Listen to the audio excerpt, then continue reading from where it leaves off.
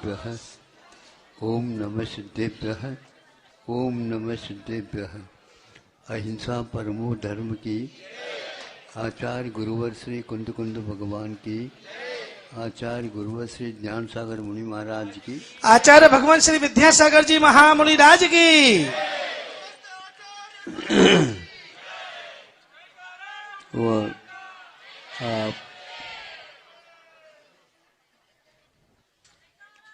आप लोगों ने सुना होगा या कहीं भी पढ़ा भी हो सकता है, उसको देख करके आप लोगों की धारणा में अथवा विचारों में विशालता, विवेक उत्पन्न हो सकता है। हम लोगों की धारणा प्राय करके वस्तु के अनुरूप न होकर अपने विचारों के अनुसार ही अवधारित कर लेते हैं। यह आम तौर है। विवेक उसको बोलते हैं, वस्तु जो दिखने में आती किंतु उसमें दिखती है वही है, ऐसा नहीं होता है। सुनते हैं वही है, ऐसा नहीं होता है। और यहाँ तक कि निकट से हम उसका सेवन भी कर जाते हैं तो भी वह वैसा ही है, ऐसा नहीं होता। विवेक के द्वारा और पूछताछ करके अथवा दूसरे के जो विद्वान है तो वह कुछ और बता रहा है जो हमारी धारणा को धक्का लगाता है। आप उनके लिए उनके साथ झगड़ा नहीं कर सकते। आप ऐसे कह रहे हो, आपके कहने के कारण अनेक व्यक्ति बीमार पड़ जाएंगे।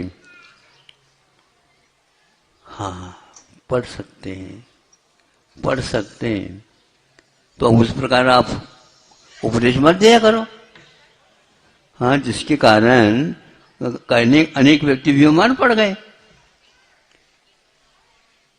तो पड़ गए। मैं नहीं था उस समय भी पड़ गए थे। नहीं समझे? बराबर है। तो वो भी बराबर, ये भी बराबर, सब पक्का से रहे हो गया। आपके यहाँ कुछ है क्या नहीं? तो कहते क्या है?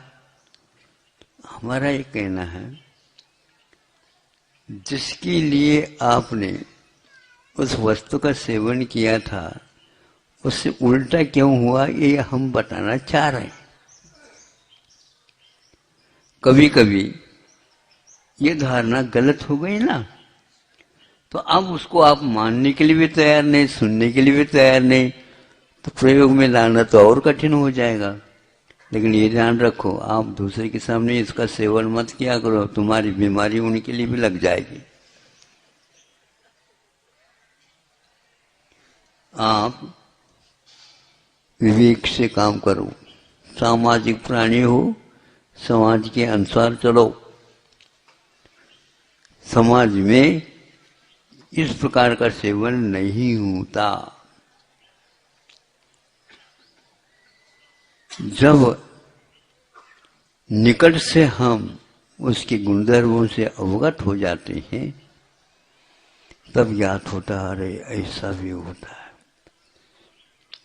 जिसके लिए हम जहर कहते हैं उसका भी सेवन किया जा सकता है, लेकिन मन माने नहीं। हाँ, मन माने अमृत भी खाओगे तो बीमार पड़ सकते हो। कैसे? अमृत तो अमृत है। अमृत ज्यादा मात्रा में खाओगे तो वह भी मृतक बना देता। आप बहुत अच्छे से अच्छे भोजन भी करेंगे, सही बताओ, भोजन करने से पूर्व में आपकी क्या दशा थी? सही बताओ, बाद में क्या बन गई है? भैया अब तो हम बैठ नहीं सकते।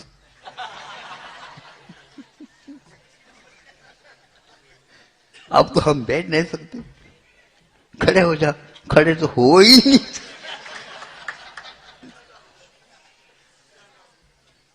सो जाओ, नींद भी आना मुश्किल है।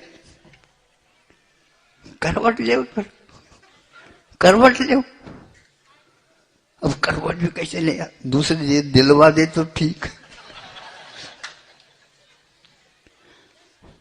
भोजन के द्वारा ये भी दशा हो सकती है क्या नहीं? है ना? तो फिर गलत हो गए था आपकी धारणा। विवेकशील व्यक्ति यही बात बता देता है। आपको सुनना हो तो सुनो, नहीं तो नहीं सुनो। आपको मानना हो तो मानो, नहीं तो नहीं मत मानो। लेकिन बाद में जब उस समय तो सुना नहीं, उस समय तो माना नहीं, किंतु छुप करके उसका प्रयोग कर लिया। करने की फर्क होता है, वो तो बिल्कुल ठीक कह रहे थे। ठीक ही नहीं कह रहे थे, वो तो बिल्कुल ठीक कह रहे थे। और थोड़े से अच्छे ढंग से आप सुन लेते तो फिर तो आप वहां से सब कुछ आप जो चाहो वो ले लो। लेकिन सबके लिए ये सब बात बताते चले जाओ, हम इसकी पूर्ति करेंगे।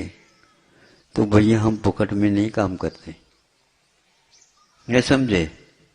तो क्योंकि फुकट में कहने हमने उनको सहयोग दिया है। हाँ, हजारों व्यक्ति उनकी दवाई कोई लेने के लिए तैयार नहीं थे। हमने उनको विश्वास दिलाया, वो जय करते रहो, करते जाओ। तो आज हजारों व्यक्ति उस दवाई के सेवन कर रहे हैं। फिर भी उसको अभी अभिमान का दोष लग रहा है।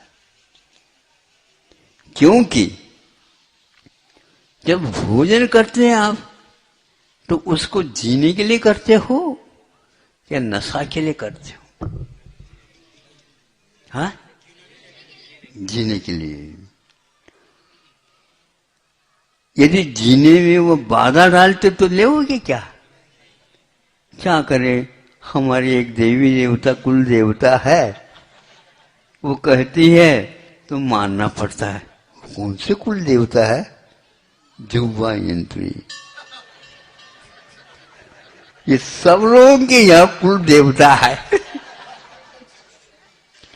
उससे हम विपरीत तो नहीं चल सकते। डॉक्टर साहब, आप गोली भले ही दे दो, लेकिन हमारी आराधना कुल देवता की चलती रहे। तो वो कहते हैं डॉक्टर साहब, भैया न हमारे यहाँ कुलदेव है न कुल देवता है, हम तो सरस्वती को मानते हैं और उसके माध्यम से हमारे बुद्धि ठीक रहती है, तो उसी को हम कुल देवता के रूप में मानते हैं। वो कब से चली है?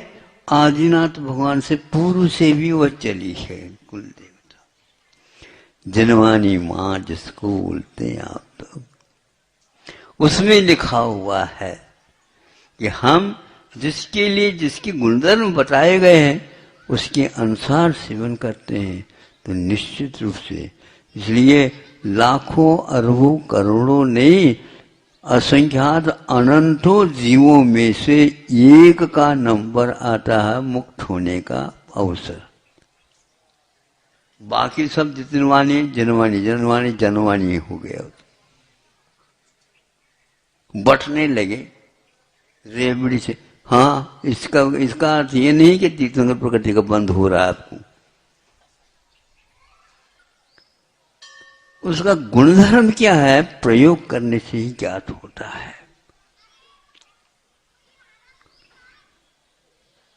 जब जिनवानी को हम व्यवसायीकरण करेंगे तो क्या पुण्य बंद होगा? आचार्यों ने कहा है, उपकरणों का व्यवसाय करना धर्म की परंपरा में नहीं आती। इसलिए हर बात पर आपको सोचना पड़ेगा।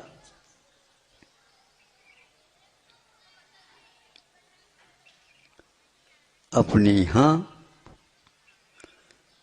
हर वस्तु की व्यवसाय करण नहीं हुआ करता है, और यदि व्यवसाय करना भी है तो भी उसकी एक मर्यादा रहती है।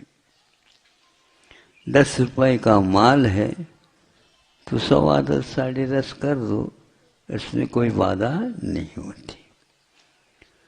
नहीं समझे तो फिर क्या? हाँ,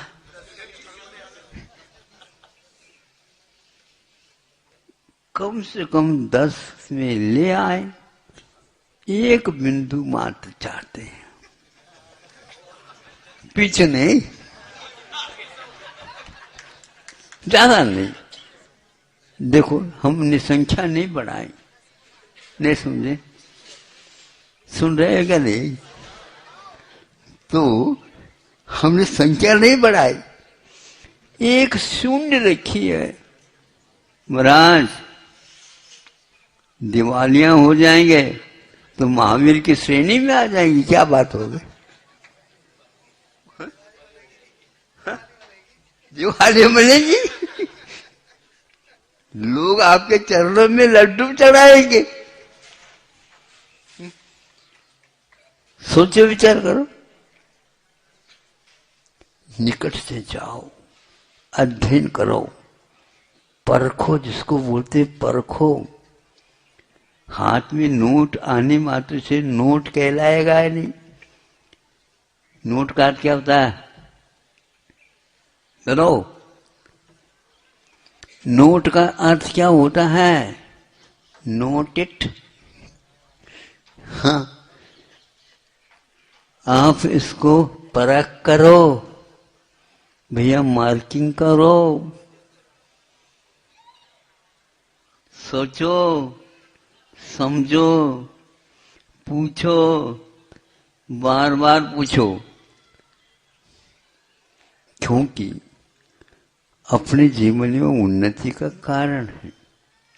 इसलिए जिस किसी भी व्यक्ति की बात मान करके आप उसको जिनवानी कहोगे तो भी वह नहीं है, ये ध्यान रखो। और आज प्राय करके यही हो रहा। परखो तो हर वस्तु को परखो। तो आपके पास परख कहाँ से आए? वैद्य बन गए क्या आप? इसलिए परख नहीं सकते आप। विश्वास ही एकमात्र, श्रद्धान ही एकमात्र उस वाणी के ऊपर रखेंगे तो काम होगा। हर व्यक्ति की वाणी को हम जिनवाणी नहीं कह सकते, किंतु किसी एकार को हो सकता है। तो आज वह जिनवाणी यदि बेची जा रही है तो सोचना पड़ेगा ऐसा क्यों हो रहा। जिसके द्वारा मुक्ति मिल सकती, जिसके द्वारा रत्नत्रय की लाभ प्राप्ति हो सकती है, उसके रेट घोषित कर दें, भाव घोषित कर दें। आप लोगों के यहाँ पहले बहुत दूर से मूर्ति बनाने वाले, तो मूर्ति बना करके वो गाड़ी में रख करके ले आया करती थी। तो वह कहता था, कितने में दोगे? भैया कितने का तो मैं समझता नहीं, जो आप न्यौछावर दो। हाँ, वो मैं लूंगा, लेकिन न्यौछावर क्या होता आप समझ लो। मूल्य नहीं हुआ करता है, क्योंकि ये भगवान है। होनहार भगवान को भी भगवान मान लिया और न्यौछावर के माध्यम से उसको लेते। ये हमने वहां पर कथा नहीं सुनी, भगवान को भी देखा और उसके मूल्य के बारे में पूछा कि कैसे, कहाँ से लाए ने महाराज, आई थी यह मूर्ति राजस्थान से और उसको इस ढंग से लिया गया। तो अंतर्गतवा उसका कोई मूल्य नहीं किया। पार्श्वनाथ भगवान खुरई में आपने देखी होगी सफेद पाषाण की है, बड़ी प्रतिमा है। हम तो कुछ नहीं हुई, उनके सामने ही बैठा करता था। हाँ, दृष्टि टिक जाती है। और वास्तुकार जो है व्यक्ति, उनके बारे में सोचने लग जाते हैं कि भैया उन्होंने कीमत ही नहीं ली और ये अनमोल वस्तु है, लाखों के लिए वह बोलती रहती है, इसमें कोई संदेह नहीं। जो भीतरी वस्तु जो मिथ्यात्व है उसके ऊपर वह मूर्ति डाल रही है, लेकिन व्यवसाय करेंगे सोचना पड़ेगा, सोचना पड़ेगा, क्योंकि उस मूर्ति में भी आपको लक्ष्मी देवता, कुल देवता दिख रही है, जनवानी नहीं दिख रही है। इसलिए वस्तु पर को इसका नाम वास्तु है। हमें सच्चे देव गुरु शास्त्र की बात सुन करके और उनकी बातों में इसलिए एक भारीपन जान होता है क्योंकि उन्होंने उसको व्यवसाय का साधन नहीं माना। हमारे आचार्यों ने ये कहा, उस सरस्वती को कहाँ पर रखो? रत्नकरंड श्रावकाचार है, उस श्रावकाचार को वहां उसमें रखा गया, रत्नों की पिटारी में उस श्रावकाचार को रखा गया है। और आज रत्न ही नहीं मिलते तो काय पिटार लाऊं? तो यह सिद्ध हो जाता है उसका मूल्य हम अपनी तरफ से नहीं लगा सकते। इसलिए उसके ऊपर क्या न्यौछावर रखते थे? इसके ऊपर तो कहा इसका कोई न्यौछावर नहीं, हाँ दे दो हम ले ले। इस ढंग से उन्होंने प्रसन्नता के साथ संतुष्ट कर दिया उसको। हाँ, सदुपयोग नीचे लगते थे, शास्त्र के नीचे भी इसी प्रकार निकल देते। शास्त्र को बांटने की बात नहीं है, जिसके द्वारा मिथ्यात्व बट जाता है उसका नाम शास्त्र है। जिसके लिए पैसा लेंगे तो उसका लाभ थोड़ी शास्त्र कहलाएगा। इसलिए शास्त्र दान होता था, शास्त्र का व्यवसाय।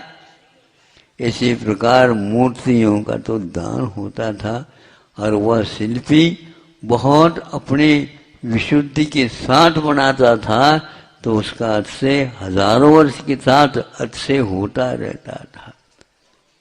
देवी देवता भी उसके वंदना के लिए आते हैं। क्यों नहीं आते? अकृत्रिम चैत्रालय की वंदना करते हैं ऐसा तो है ही नहीं। देवी देवता के आप लोगों के घर में स्थापित मंदिर में भी आते हैं, लेकिन आपको बताते नहीं हैं। नहीं तो आप भगवान को भूल करके भैया देवी देवता आता है, निश्चित रूप में मिलेगा। नहीं समझते? हाँ, आराधना करो तो भगवान की आराधना कम, देवी देवताओं की आराधना ज्यादा। इसलिए देवी देवताओं का मूल्य ज्यादा हो गया। उनका मूल्य भगवान के निमित्त से है, ध्यान रखो। इसलिए ज्यादा नहीं करना, क्योंकि आज सुबह थोड़े से ज्यादा दिया बताते। हाँ, तो यह सच्चे देवगुरु शास्त्र की, जो कि न्यौछावर के रूप में ही उनका मूल्य होता है, उसी प्रकार उनके ऊपर आराधना करो। और किसी की आराधना नहीं, किंतु उनको साथ लेना चाहते तो ले सकते हो। और सब मिल करके देवी देवताओं के साथ देवादिदेव भगवान की पूजा अर्चा, कल्याण विधान वो आदि करते रहो। बेल बजा नहीं भी मिलती है तो हाथ ताली बजाते रहो। अहिंसा परमो धर्म की। आचार्य भगवत